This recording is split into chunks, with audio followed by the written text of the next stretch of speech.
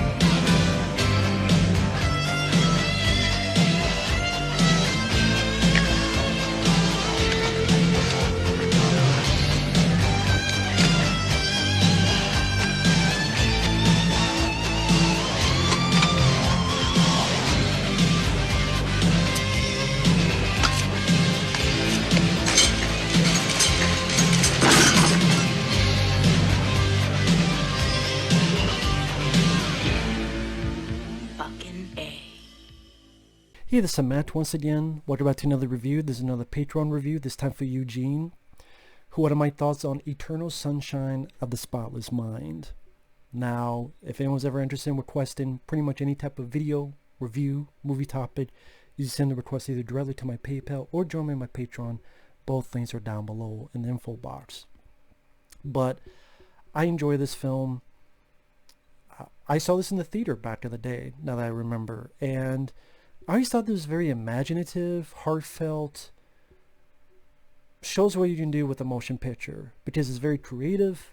It's a very interesting idea where Jim Carrey and Kate Winslet, they meet on a bus and they seem to deal along with each other well.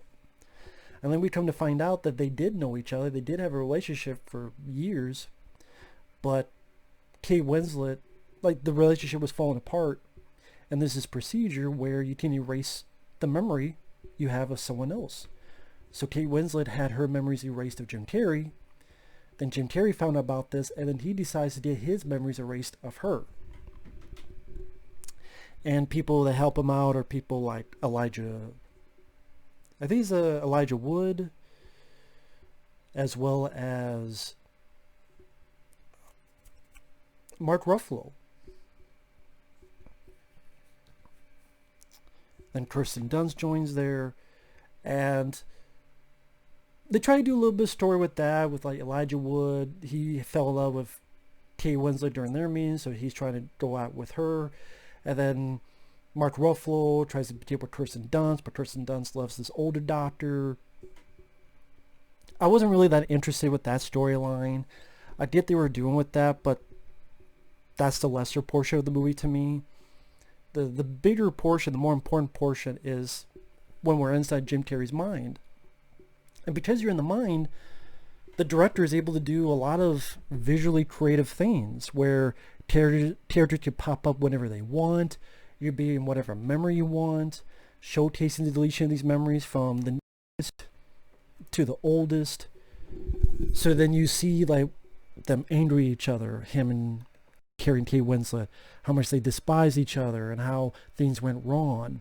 And then as you go backwards, you see more and more of them exploring the good times, exploring the nice times, exploring what made them fall in love with each other in the first place, to the point that Jim Carrey falls back in love with this girl.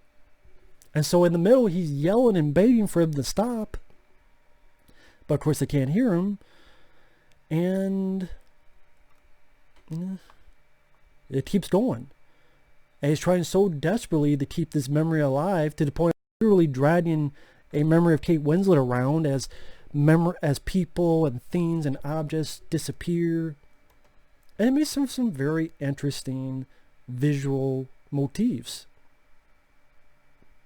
Now, if you're wondering what I'm doing, I'm looking up the director, Michel Gondry.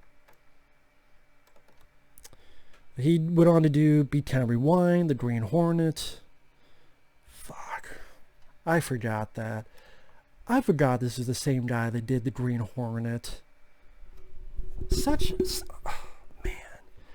Of course, the screenplay helped by Charlie Kaufman, who's a very critically hailed screenwriter.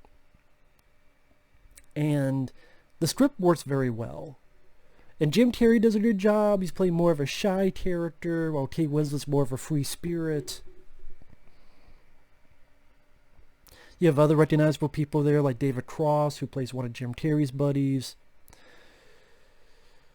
And it was interesting to see where we're going next. It's a touching love story. Jim Carrey and Kate Winslet played off each other very well. This is one of those times where Jim Carrey did a more dramatic role, and it worked out perfectly. Unlike, say, The Number 23.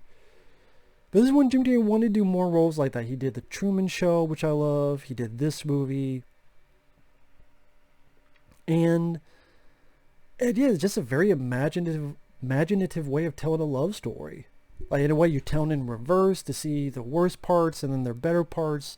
This whole idea of erasing memories, and there were points where the two of them are on the ice. And then Kate Winslet's character is looking at him, and then she's pulled away.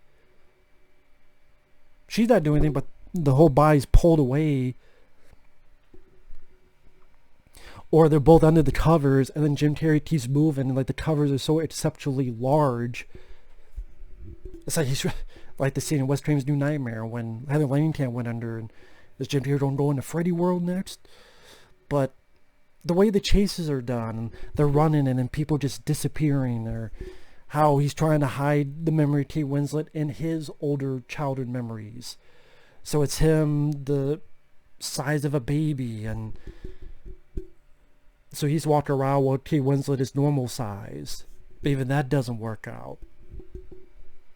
And it becomes sad and tragic where right when he is falling in love again by revisiting these memories is when things are going to meet their end memory-wise. And the way that's done visually, where they're in this one building and things are closing in. The ending is sweet. It's a question mark, but it's sweet where they know things didn't work out the first time, but will they redo their mistakes? But at least they'll have the memories, and a good 2 or 3 years may be better than nothing. Or maybe they'll change and grow better as human beings. We don't know, but there is hope. So it was just a nice, interesting way of telling the story, of telling a love story in a very unique, imaginative, creative way. It's well directed. It has got a good heart on its shoulder, on its sleeve. The cast, again, the stuff with Elijah Wood, Mark Ruffalo, I mean, they were fine, but they were, like I said, they were the least interesting parts to me. The stuff with Jim Carrey, Kate Winslet, those were the parts I was interested in the most. It's like, okay, we're in this diversion. Can we get back to the Jim Carrey stuff? Okay, thank you. Oh no, we're back to, okay, I don't care that Kirsten Dunst is in love with Tom Wilkinson, and then found out that she got her fucking memory wiped, and I don't care that much. The acting is fine, even by Kirsten Dunst, but just not the most interesting part of the movie to me. With that said, I don't want to give everything away. I would say if you like love stories that take a different, unique take and twist and direction, a different way of telling a love story, a more imaginative way, and it still works very well on what it's trying to do, this is a movie to watch. Eternal Sunshine of the Spotless Mind, easily one of Jim Carrey's best performances. Easily the best movie that guy Michel Gondry has done. It's a hell lot better than Beat Time Rewind than Green Hornet. Fuck yes. Kate Winslet, talented actress. And the screenplay is very solid. Works very well in the movie. And yeah, this is a movie that I'm not even a guy that searches out for love stories, but this I thought was fairly impressive. So go check it out. Thanks for watching. Take care. We'll see you guys later.